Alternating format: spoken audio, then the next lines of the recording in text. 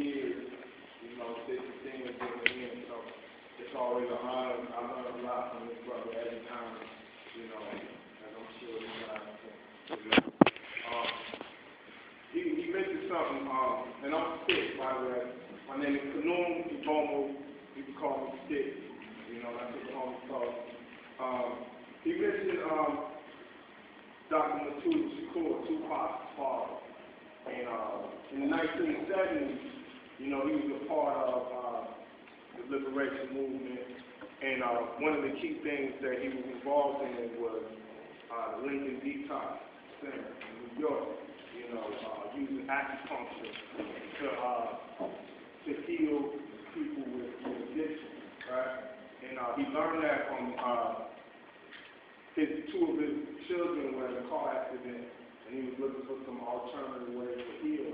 And he met with some members from the Chinese Revolutionary Organization who were using acupuncture for elders. And they began building politically as well about the Chinese, the way they dealt with the opium addiction, you know, that was imposed by the British. And so MSU, he was inspired to bring that back to the South Bronx and Harlem, you know, for the teens and people that were caught up on the dope game there. So he recognized that health, you know, was a part of the liberation movement. Doc Satchel out of Chicago was the Minister of Health of the Black Panther Party. You know, he led up a lot of programs on sickle cell research and treatment, you know, and was instrumental in that aspect of the Black Panther Party's work. Once again, the Black Panther Party recognized that health was a part of our liberation struggle.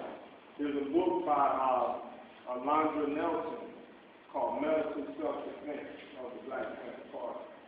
You know, which lays it out, a lot of the work that was going on in the community around health. You know, but the reason I'm bringing that up is to say that our movement recognized health as a part of our liberation struggle. And I want to know, you know, do you guys think that health is a part of our liberation struggle? You know? Or do we think that it's just for the affluent? You know, or it's too expensive, or it's unrealistic? But the idea is to start. Okay. How it takes to move and how you're not informed. You gotta Well, I know for me, you know, I came up in the hood in Florida, Tallahassee, Florida, where I met my brother. And our culture there, you know, it was fucking police, but it was smoking blood, drinking 40, you know what I mean, thugging out, you know. And even when we got involved in political work, you know, there was two sides. It was like I'm learning some things, I'm trying to work in different programs, but in my daily living culture, you know what I mean, I'm steady self-medicating. You know, I'm steady abusing my body. And I went through a serious condition in my early 20s. I woke up one morning with my ankle was, you know, I'm a skinny dude, right? My ankle was like that, right? I just woke up one morning, right? And I ended up going to the doctor. And the doctor was like, yo, man, you know, you eat hot dogs, you know, you eat hamburgers, drink alcohol, you know. I was like, yeah, that sounds like me. And, you know, he was like, yeah, man, you got gout, man. You know, in my early 20s, right? You know, in my neighborhood, that's old people get that, right? So I'm early 20s. Doctor tells me I got gout. I'm like, dang, I'm thinking that's like cancer or something, right? So, but he said, no, ain't no thing, no. You know, I'm writing you a prescription, you're going to be straight. Right? And then I started thinking about it, like, so now he's going to become my dope man. You know? So my wifey at the time was studying, she was vegetarian, you know, she was studying self-healing and things of that nature. She was like, nah, we gonna do this ourselves. So I went on this journey with my wife in my neighborhood in Brooklyn, Crown Heights, with the Rosters, you know, with people from the islands and who's still in touch with the herbs, you know what I mean? And I went through a lot of things that it's not comfortable, but a lot of colonics. Y'all know about that. Cherry juice, spinach, greens. Changed my diet, radicalized my diet to become a vegan, right? Then when I started healing from that, I said I can appreciate the use of my legs again, so I wanted to take martial arts, right? So I got back into that, started training in Kung Fu. You know, we talking 10, 12 years later now, right? But I saw in the culture of hip hop, I saw how that cycle is everywhere. You know what I mean? It's everywhere. No matter what you're thinking and talking, you know what I mean? How are you living? You know what I mean? And that, you got to have a balance. I've seen everywhere you go, it's roll up, sir. You know, it's popping ecstasy, sipping syrup. You know, and now you're looking around and you see all the hip hoppers that, you know, young dying of heart attacks, you know, dropping dead from whatever, seizures on planes.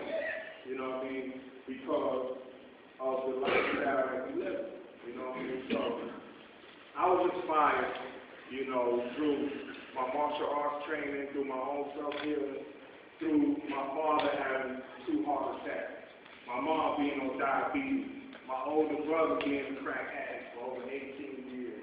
You know, I was inspired and to see what I could do in that realm of our liberation struggle. And we created something called the RBC Fit Club. It's very simple. We have 5 principles, which are knowledge, nutrition, exercise, rest, and consistency. You know, we're about teaching that a healthy lifestyle, you know, is revolutionary. Mm-hmm.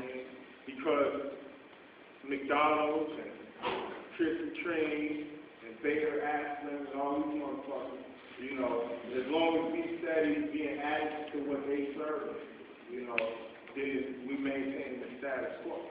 And the medical system is one of the biggest temp games, you know, out there, you know, for the dope, for the drugs, for the prescription, and most of all for the ignorance, because we actually think we need that to survive.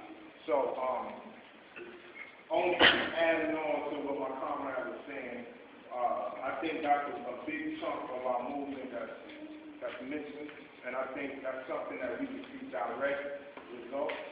You know, I think that there's no revolution going to happen without disciplined, organized, dedicated, healthy, you know, people as healthy as we can be under the colonial system. You know, but I think we can begin to learn alternative holistic medicine, you know, in ways that we can provide our own health care and don't have to wait on Obama to do it or Newt Gingrich or whoever, you know. So I just want to add that to the conversation, and I want to talk to head on and shit like that. I want to let y'all know that the RBG Big Club is a movement that accepts your input, your experience, and you know, we got thousands of people already that contribute. People, you know, into yoga, people into herbal healing, people running into marathons, you know, whatnot. I'm 3 years right now, no weed, no alcohol, sober. So